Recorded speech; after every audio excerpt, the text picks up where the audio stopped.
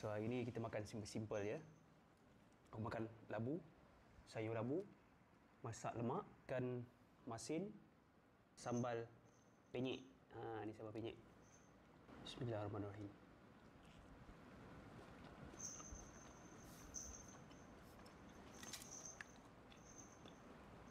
Kita makan dengan ikan masin pula.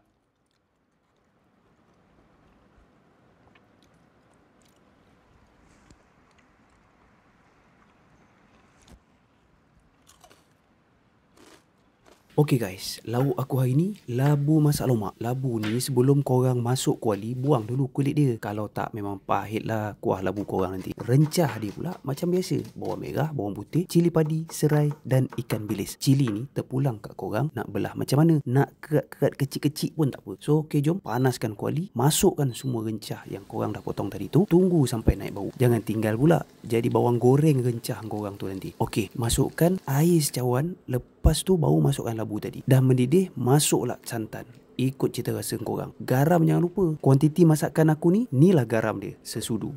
Okey, siap dah masak lomak labu aku ni. Jom kita buat sambal penyet pula. Goreng ala kadar je bahan-bahan ni. Aku letak garam sikit bagi rasa. Belacan ketui dah habis pula. So aku gunakan serbuk je. Sukatan pun ikut korang lah. Nak letak berapa banyak. Apa lagi? Lenyek lah sampai mana korang nak lenyek sambal korang ni. Letak minyak panas sikit dekat sambal ni. Untuk sampingan, aku goreng tempe macam biasa, ikan masin dan tahu goreng. Siap.